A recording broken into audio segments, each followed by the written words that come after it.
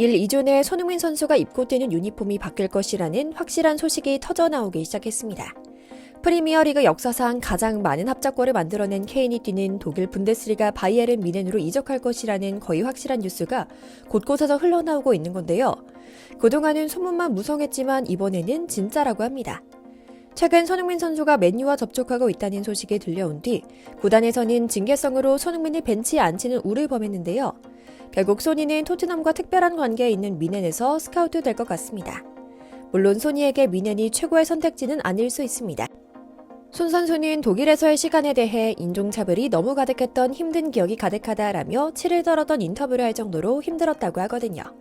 하지만 지금 상황에서 뮌헨은 우승 트로피와 함께 그를 잘 받쳐줄 수 있는 진정한 월드클래스 동료들의 서포트를 받아 골 사냥을 나설 수 있는 몇 안 되는 좋은 선택지가 되는 것은 사실입니다. 독일에서 시작한 구라파 커리어를 독일에서 끝내는 유종의 미로서의 의미도 있을 테고요. 오늘은 손흥민의 거취가 뮌헨행으로 반쯤은 결정되어 가고 있는 현 상황 이모저모를 소상히 전해드리려고 합니다. 먼저 잠시 저희 광화문 브리핑 구독 설정도 부탁드리고요. 여름 이적 시장이 조금씩 다가오면서 손흥민 선수의 인기가 다시 치솟고 있습니다. 소니는 원래 올 6월 30일에 토트넘과의 세 번째 계약이 끝났지만 토트넘이 보스만 룰에 따른 자동 FA 신분 발동 직후 언론 플레이를 하다가 7일에 1년 자동 연장 조항을 발동하면서 계약 만료일이 1년 길어졌는데요. 결국 마지막까지 손흥민 목숨값을 제대로 내놓고 내려가려는 엄포이자 협박이었던 것이었죠. 대머리 레비 회장은 사우디의 소니를 팔아넘길 계획이었지만 유럽 무대에서 뛰길 고집하는 소니는 마음을 열지 않았습니다. 그렇게 바르샤도 맨시티도 맨유버스도 떠나보내고 말았죠. 자기 말을 듣지 않는 소니에게 출장 정지에 준하는 벤치행을 내리기도 했고요.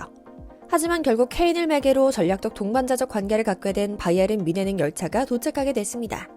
모두가 윈윈하는 판이 짜인 건데요. 당장 소니에게는 무관을 시달리는 마음고생을 털어낼 수 있는 좋은 기회이기도 하고요. 토트넘 입장에서는 손흥민을 팔아 이적료를 챙길 수 있는 마지막 기회이기도 하죠.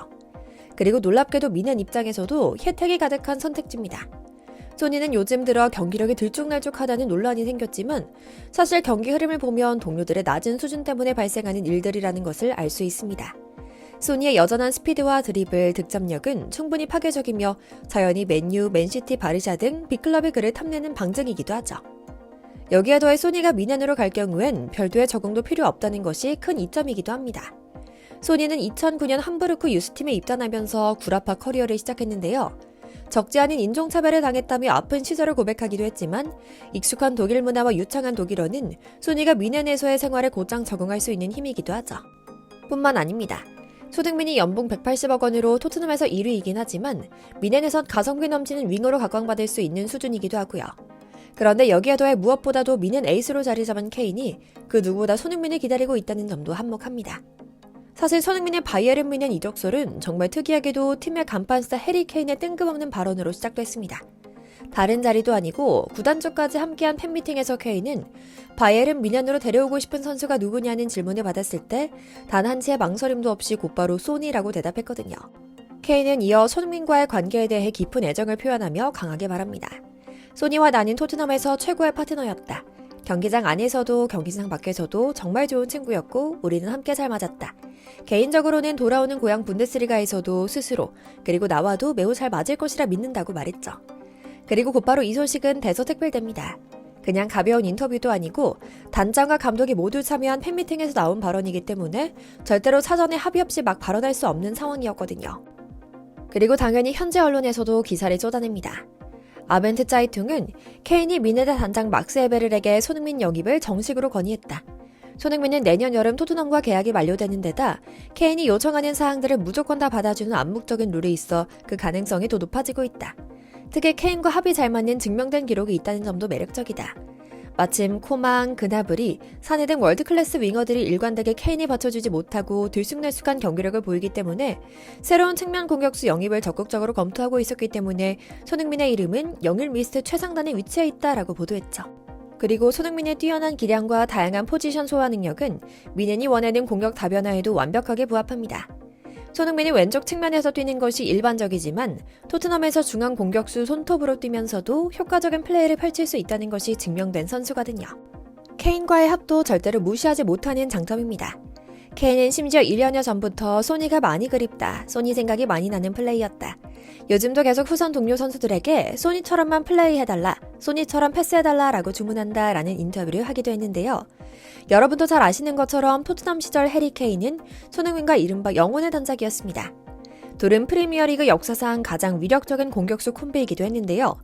두 선수는 리그에서만 무려 47골을 합작하기도 했죠. 이는 잉글랜드 프로리그 역사상 최다골 합작 기록으로 남아있기도 하고요.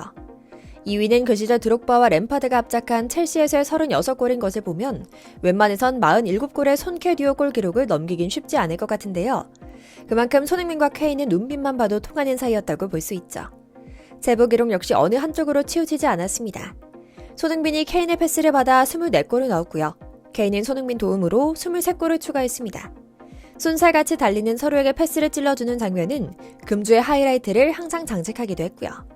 하지만 이런 환상의 콤비 시절은 케인이 토트넘은 이기고자 하는 정신력이 없는 팀이다, 나는 우승을 위해 넘어가겠다며 미넨으로 이적하며 갈라서게 됐던 것이죠.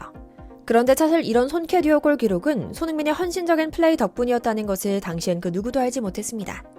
손흥민 자신과 또 소니를 응원하는 우리 팬들만 알고 있던 사실이죠.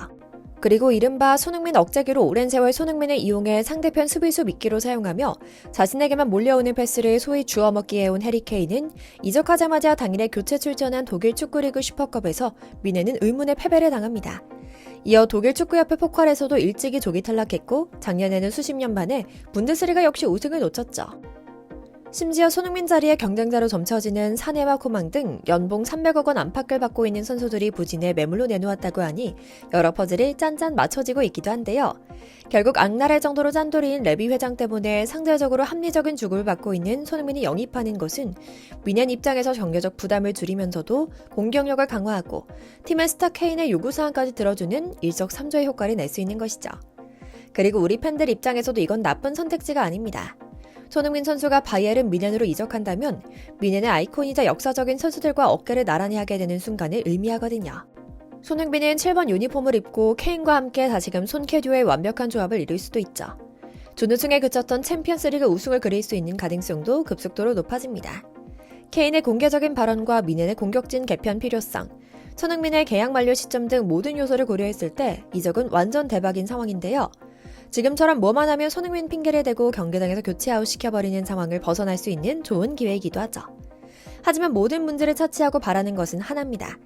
소니는 소니답게만 축구하면 된다는 응원 보내며 오늘 영상 마치겠습니다. 광화문 브리핑 채널 구독, 좋아요도 부탁드리고요. 시청해주셔서 감사합니다.